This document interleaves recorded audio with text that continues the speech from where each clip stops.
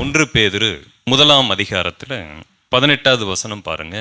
உங்கள் முன்னோர்களால் பாரம்பரியமாய் நீங்கள் அனுசரித்து வந்த வீணான நடத்தையினின்று அழிவுள்ள வஸ்துக்களாகிய வெள்ளியினாலும் பொன்னினாலும் மீட்கப்படாமல் குற்றம் இல்லாத மாசற்ற ஆட்டுக்குட்டியாகிய கிறிஸ்துவின் விலையேற பெற்ற இரத்தத்தினாலே மீட்கப்பட்டீர்கள் என்று அறிந்திருக்கிறீர்களே. நாம் எதிலிருந்து மீட்கப்பட்டிருக்கிறோம் என்று இங்கே வசனம் சொல்லுகிறது. இதற்கு முன்னாடி உங்கள் முன்னோர்களால் பாரம்பரியமாய் நீங்கள் அனுசரித்து வந்த வீணான நடத்தையினின்று. மனுக்குல வரலாற்றை நாம் எடுத்துக்கொண்டோம் என்று சொன்னால் சடங்குகளுக்கு பஞ்சம் இல்லை. இந்த சடங்குகளை மாத்திரம் மனிதனால் விட்டு கொடுக்கவே முடியாது. எதை வேண்டுமானாலும் அவன் விட்டு கொடுப்பான், சடங்கை மாத்திரம் விட்டு தர மாட்டான். அந்த சடங்குனால ஏதாவது நடக்குமா அப்படின்னு கேட்டால் ஒன்றும் நடக்காது. எல்லாம் பூஜ்ஜியமாகத்தான் இருக்கும். பிறக்கிறதுல ஆரம்பிக்கிற சடங்கு, அந்த பிள்ளை வளர்ந்து வரும் பொழுது அதற்கு ஒரு சடங்கு, திருமணமா, திருமணத்திற்கு அப்புறம் பிள்ளைகள் பெற்றெடுக்குதா, கடைசியில சாகிற வரைக்கும் மனிதன் ஏதாவது ஒன்றை செய்து கொண்டே இருப்பான். அவனால் அதை செய்யாமல் இருக்கவே முடியாது. அதனால என்ன அவனுக்கு கிடைத்தது என்று கேட்டால் பூஜ்ஜியம், ஒண்ணுமே கிடைக்கல. ஆனால் இன்றைக்கு இருக்கக்கூடிய சடங்குகள் எதுவுமே அவர்களுக்கு தெரியாது. ஏன் செய்கிறோம், எதற்கு செய்கிறோம். ஆனால் ஒவ்வொரு சடங்குகளுக்கும் இதற்கு முன்பதாக ஒரு அர்த்தம் இருந்தது, ஒரு காரணம் இருந்தது. அந்த காரணம் சில சமயங்களிலே மூட நம்பிக்கையாகவும் இருந்தது, சில இடங்களிலே நேர்மையாய் சரியான சடங்குகளாகவும் இருந்தன.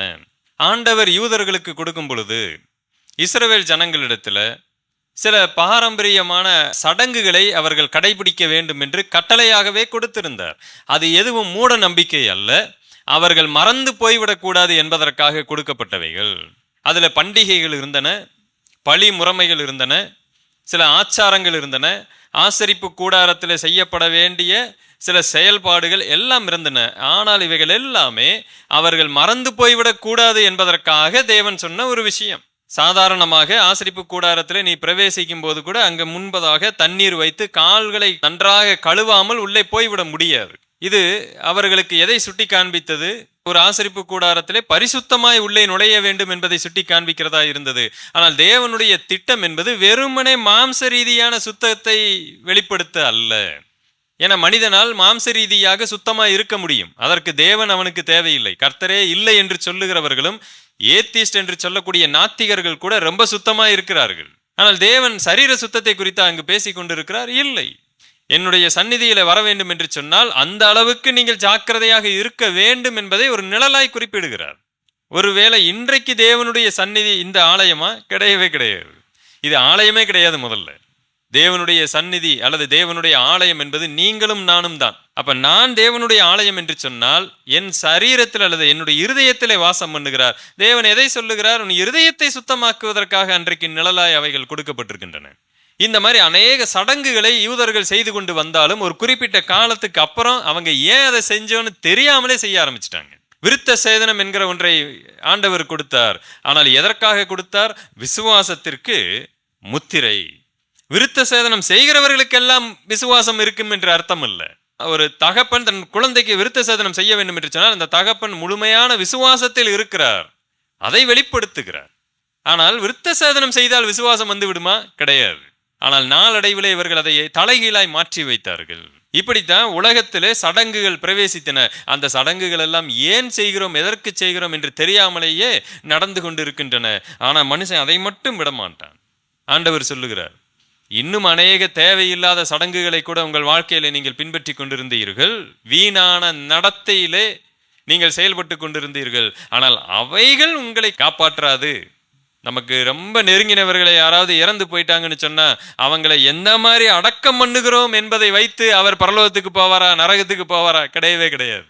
ஆனால் நாம் என்ன செய்து கொண்டிருக்கிறோம்? அதில் எல்லாம் ரொம்ப ஜாக்கிரதையாய் செயல்படுவோம். நம் பிள்ளை பிறந்த உடனே ஏதாவது ஒரு சடங்குகளை செய்து விடுவோம், அதனாலே அந்த பிள்ளை ரட்சிக்கப்பட்டு விடுமா? கிடையவே கிடையாது. நாம் செய்யக்கூடியவைகள், இந்த சடங்குகள் எல்லாம் வீணானவைகளாய் இருக்கின்றன என்பதை நாம் முதலாவது அறிந்திருக்க வேண்டும். பட் இவைகளிலிருந்து கர்த்தர் எப்படி நம்மை காப்பாற்றுகிறார்? இன்றைக்கு மனிதன் இந்த மாதிரி ஒரு அடிமைத்தனத்திற்குள்ள போகும் பொழுது அவர் சொல்லுகிறார் பாருங்க, நீங்களோ உங்கள் முன்னோர்களால் பாரம்பரியமாய் நீங்கள் அனுசரித்து வந்த வீணான நடத்தையினின்று அழிவுள்ள வஸ்துக்களாகிய வெள்ளினாலும் பொன்னினாலும் மீட்கப்படாமல். தேவனிடத்துல என்னைக்குமே பணத்தை வைத்து எதையும் சம்பாதித்து விட முடியாது. அழிவுள்ள ஒன்றை வைத்து தேவனை ஏமாற்ற முடியாது. அழிவுள்ள ஒரு பொருளை கொடுத்து தேவனிடத்திலிருந்து ஆசீர்வாதத்தை பெற்றுக்கொள்ள முடியாது. அழிவுள்ள எந்த பொருளையும் கொடுக்கிறதுனாலே தேவனை நாம் மனதை மாற்றுவதை எதுவும் செய்ய முடியாது. ஆகவேதான் இந்த புதிய உடன்படிக்கையில் நாம் அந்த பொருத்தனை, இந்த காரியத்தை எல்லாம் செய்ய வேண்டாம் என்று சொல்லுகிறோம். ஆண்டவருடைய மனதை மாற்றுவதற்கோ அல்லது பண்டமாற்று முறைமையின் போல நான் இதை செய்து விடுகிறேன், நீங்கள் இதை செய்து விடுங்கள் என்று சொல்லுவதற்கோ ஒன்றுமில்லை. இப்பொழுது நான் கிரயத்திற்கு கொல்லப்பட்டிருக்கிறேன், தேவனால் முழுமையாய் ஆட்கொள்ளப்பட்டிருக்கிறேன். தேவன் நீங்க என்ன சொல்றீங்களோ நான் அதை செய்யறேன் ஆண்டவரே. நீங்கள் தேவனுக்கு இப்பொழுது கிரயத்திற்கு கொல்லப்பட்டவர்களாய் இருக்கிறீர்கள், விலைக்கு கொல்லப்பட்டவர்களாய் இருக்கிறீங்க. நான் இதை செய்தால் நீங்கள் இதை செய்ய வேண்டும் என்று பேரம் பேச முடியாது. We are purchased, we are redeemed. சில இடங்களிலே அதிகமாய் நீ காணிக்கை கொடுத்தால் ஆசீர்வதிக்கப்படுவீர்கள், அல்லது இதற்கென்று விதைத்தால் ஆசீர்வதிக்கப்படுவீர்கள் என்று அடிக்கடி சொல்லுகிறதுனாலே நாம தேவனை எப்படி காண்பிக்கிறோம்? ஒரு வியாபாரியாக காமிக்கிறோம். இப்படி விதைத்தாதான் அவர் என்ன பண்ணுவாரு? திரும்பவும் நமக்கு எதையாவது ஒன்றை கொடுப்பார். அதுக்காக நாம கொடுக்க வேண்டாம்னு சொல்லல, திரும்பி கொடுப்போம் என்று எண்ணி கொடுத்தால் அதனால உங்களுக்கு பலன் என்ன அப்படின்னு ஆண்டவரே கேட்கிறார். அதனால நம்ம எதையாவது இழந்திருக்கிறோமா? ஒண்ணுமே கிடையாது. எல்லாத்திலையுமே மனுஷன் லாபத்தை தான் பார்க்கிறான். கொடுக்கிறதிலும் அவனுக்கு லாபம் தான், இல்லாவிட்டால் கொடுக்க மாட்டான். மிக மோசமானவன் மனிதன். ஆண்டவருக்கு ஏன் கொடுக்கிற? கொடுக்கக்கூடிய உள்ளம் இருக்கு, அதனாலே நான் கொடுக்கிறேன் கிடையாது. எனக்கு 1000 மடங்கு திரும்பி வர்ற ஒரே காரணத்தினாலதான் நான் கொடுக்கிறேன். ஆக மொத்தத்துல நாம ஒரு வியாபாரிகள், தேவனையும் வியாபாரிகளாய் மாற்றி கொண்டிருக்கிறோம். ஆனால் இயேசு கிறிஸ்து ஒரு அற்புதமான வார்த்தையை இங்கே நமக்கு வெளிப்படுத்துகிறார். பரிசுத்த ஆவியானவர் சத்தியத்தை வெளிப்படுத்தி இருக்கிறார். அவர் திரும்பி எதுவுமே கிடைக்காத, ஒன்றுமே லாயக்கில்லாத எனக்காக அழிவுள்ள ஒன்றை கொடுத்து எதையும் பெற்றுக்கொள்ளவில்லை. மனிதர்களாகிய நாம் அழிவுள்ள ஒன்றை வச்சுக்கிட்டு போய் தேவனிடத்துல இதை கொடுத்து இதை மாற்றி கொண்டு வந்து விடுவோம் என்று எண்ணிக்கொண்டு இருக்கிறோம். ஆனால் அவர் என்ன செய்திருக்கிறார் பாருங்களேன். குற்றம் இல்லாத மாசற்ற ஆட்டுக்குட்டியாகிய கிறிஸ்துவின் விலையேற பெற்ற இரத்தத்தினாலே மீட்கப்பட்டீர்கள் என்று அறிந்திருக்கிறீர்களே. என்ன லாபத்திற்காக அவர் மீட்டு கொண்டார்? என்ன லாபம்? அவருக்கு என்ன கிடைக்க போகுது? நான் கொடுக்கிற காசா? நான் கொடுக்கிற தங்கமா? இது எல்லாமே தேவன் படைத்தது, அதுவும் ஒன்றுமில்லாமையில் இருந்து படைத்தது. மண்ணிலே புதைந்து கிடக்கக்கூடியது தங்கம், மண்ணுக்கு மண்ணாக இருக்கக்கூடியது ஒரு சாதாரண உலோகம். அது தட்ஸ் இட். அது ஒரு உலோகம். இன்றைக்கு அண்ட சராசரத்துல எத்தனையோ கிரகங்கள் சுத்தி கொண்டு இருக்கின்றன. இவர்கள் எல்லாம் ஆராய்ச்சிக்காக அங்க ஏதாவது போயிட்டு இருக்கிறாங்க. அல்டிமேட்டா இவங்களுடைய நோக்கம் என்னன்னா, அங்க ஏதாவது தங்கம் இருக்குமா, வைரம் இருக்குமா, எப்படியாவது நாம் அதை எல்லாம் எடுத்துக்கொண்டு விடுவோம். என்னது இதெல்லாம்? இதெல்லாம் மண், இது ஒரு உலோகம், தட்ஸ் இட், அவ்வளவுதான். ஆனால் தேவன் நம்ம கிட்ட அந்த தங்கத்தை எதிர்பார்த்தா நம்மை மீட்டு இருக்கிறார். அழிந்து போகிற தங்கம், ஒன்றுமில்லாத ஒன்று. ஆனால் வேறொன்றுக்காக, விலையே இல்லாத ஒன்றை அவர் எனக்காக கொடுத்திருக்கிறார். என்கிட்ட ஒரே ஒரு விஷயத்தை எதிர்பார்த்திருக்கிறார். அவர் என்னை எதற்காக மீட்டார்? 1 கொரிந்தியருடைய புத்தகம் 1 அதிகாரம் 9வது வசனம். தம்முடைய குமாரனும் நம்முடைய கர்த்தருமாய் இருக்கிற இயேசு கிறிஸ்துவுடனே ஐக்கியமாய் இருப்பதற்கு உங்களை அழைத்த தேவன் உண்மையுள்ளவர். We are called. நாம் ஏதோ ஒரு காரியத்திற்காக நாம் அழைக்கப்பட்டிருக்கிறோம். பல விஷயங்கள் வேதாகமத்தில் நாம் அதற்கு அழைக்கப்பட்டிருக்கிறத அழைக்கப்பட்டிருக்கோம் வசனம் இருக்கும். பட் அல்டிமேட்டாக ஒன்றே ஒன்று தான். அவர் என்ன சொல்றாருன்னா, வாங்கப்பா இயேசு கிறிஸ்துவோட சந்தோஷமா இருங்க, ஒன்றா உட்காந்து சாப்பிடுங்க, நன்றாக இருங்கள், இவ்வளோதான். வேற எதுவும் எதிர்பார்க்கல. அதற்கு மீறி நாம இன்னைக்கு தேவனை வேற வகையில் வியாபாரி அளவுக்கு கொண்டு போயிட்டோம். நாம ஃபெல்லோஷிப், கிறிஸ்துவோட ஐக்கியமாக இருங்கள். ஆனால் இந்த ஐக்கியமாக இருப்பதற்கு ரொம்ப பெரிய விலையை கொடுத்திருக்கிறார். குற்றமற்ற ஒரு ரத்தம், அது வெள்ளியினாலும் பொன்னினாலும் அல்ல. இந்த உலகத்தில் மனிதன் எதை மிகப்பெரிய ஒன்றாய் மதிக்கிறானோ அதால அல்ல, இயேசு கிறிஸ்துவினுடைய மாசற்ற இரத்தத்தினாலே தேவன் நம்மை மீட்டிருக்கிறார். இந்த தேவனைத்தான் நாங்கள் அறிவித்து கொண்டிருக்கிறோம். இந்த தேவனைத்தான் நாம் விசுவாசித்து ஆராதிக்க கூடியிருக்கிறோம். புதிதாய் வருகிறவர்களுக்கு இந்த தேவனைத்தான் பறைசாற்றுகிறோம். வாங்க இயேசு கிறிஸ்துவோடு ஐக்கியமாய் இருங்க, உங்கள் வாழ்க்கையை மனதை மாற்றக்கூடிய இந்த தேவனிடத்துல வாங்கன்னு சொல்லி அழைக்கிறோம். ஒவ்வொரு முறையும் நாம் இதில் பங்கு பெறும் பொழுது மற்றவர்கள் ஏதோ இவர்கள் ஒரு சடங்கிலே பங்கு பெறுகிறார்கள் என்று அவர்கள் நினைக்கக்கூடும். நான் மீண்டும் சொல்லுகிறேன், இதில் பங்கு பெறுகிறதுனாலே நான் மீட்கப்படவில்லை. இதில் பங்கு பெறுகிறதுனாலே நான் ஏதோ ஒரு பரிசுத்தவானவனாய் மாறவில்லை. இதில் பங்கு பெறுவதன் மூலமாய் கிறிஸ்துவோடு ஐக்கியமாய் இல்லை. நான் கிறிஸ்துவோடு ஐக்கியமாய் இருக்கிறதை இதில் பங்கு பெறுவதன் மூலமாய் காண்பிக்கிறேன். That's it.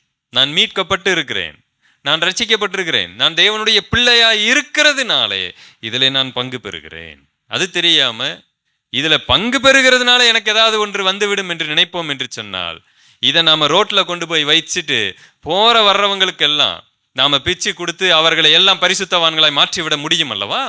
இல்லை. ஆகவேதான் அப்போஸ்தலனாகிய பவுல் 1 கொரிந்தியர் 11 ரொம்ப தெளிவாய் சொல்லுகிறார், நீங்க இதுல பங்கு பெறும் பொழுது உங்களை நீங்களே நிதானித்தறியுங்கள், உங்களை சரி பண்ணி கொள்ளுங்க. அப்ப இதுல பங்கு பெற்றா ஐக்கியம் வந்துடும் அப்படின்னு அவரே அதை எழுதணும், தேவையே இல்லையே. ஐக்கியமாய் இருக்கிற நாம் இதில் பங்கு பெறுவதன் மூலமாக ஜனங்களுக்கு ஒன்றை காண்பிக்கிறோம். நாம் எல்லாரும் ஒரே பாத்திரத்திலே புசிக்கிறோம் என்பதை காண்பிக்கிறோம். நம்ம சபையில முதல்ல ஒரு காலத்துல எப்படி நடந்துகிட்டு இருந்துச்சு, ஒரே ஒரு டம்ளர் தான் இருக்கு, அந்த டம்ளர் தான் எல்லாத்துக்கும் போயிட்டு வரும். இந்த கொரோனா வந்ததுக்கு அப்புறம் தான் இந்த மெத்தடே மாற்றணும். ஏன் அந்த ஒரே டம்ளர்? நாம எந்த சங்கோஜமும் படாம, வீட்டில் என்னுடைய மக எதையாவது ஒன்று வச்சு குடிச்சு கொடுத்துட்டா நான் அதை சங்கோஜப்படுவேனா? இல்லை, அவ என்னுடைய இரத்த பிறப்பு. ஆகவே நான் எந்த சங்கோஜம் படுவதில்லை, எடுத்து நான் பாட்டுக்கு குடிப்பேன். ஆனால் சபையில் அதை செய்ய முடியுமா? செய்ய முடியும் என்பதைத்தான் இத்தனை நாளாக காமிச்சுக்கிட்டு இருந்தோம். முடியும், யாரா இருந்தாலும் சரி, எல்லாரும் ஒரே பாத்திரத்திலே பங்கு பெறுகிறோம் என்பதை ஒரு அடையாளமாய் காண்பித்தோம். அதுதான் உண்மை. இங்கு ஏற்றத்தாழ்வு இல்லை என்பதை காண்பித்தோம், ஜாதி பிரச்சனை இல்லை என்பதை காண்பித்தோம், நாங்கள் எல்லாரும் இயேசு கிறிஸ்துவின் ரத்தத்தால் மறுபடியும் பிறந்தவர்கள் என்பதை காண்பித்தோம். இதெல்லாம் எப்படி வந்தது? அவர் என்னை மீட்டு கொண்டதுனால. இதுக்கு முன்னாடி நான் ஒதுக்கி வைத்திருந்த என்னுடைய பாரம்பரியமான வீணான நடத்தை, இவை எல்லாவற்றையும் கர்த்தர் அடிச்சு நொறுக்கிட்டார். நான் சுதந்திரவாளியா இருக்கிறேன், எனக்கு எந்த பயமும் இல்லை. ஏதாவது ஒரு சடங்கை நான் செய்யாம விட்டுட்டேன்னா மனசுக்குள்ள ஏதாவது பயம் வருதா? ஒன்றும் கிடையாது. ஸோ பிரியமானவர்களே, வீணான நடத்தை நின்று அழிவுள்ள வஸ்துக்களாகிய நாம் மீட்கப்படவில்லை. அழிவில்லாத, குற்றமற்ற, மாசற்ற ஆண்டவராய் இயேசு கிறிஸ்துவினுடைய இரத்தத்தினாலே இப்பொழுது நாம் மீட்கப்பட்டிருக்கிறோம். நமக்கு முன் வைக்கப்பட்டிருக்கிற இந்த அப்பத்தையும் ரசத்தையும் ஒரு விசை நாம் சீர்தூக்கி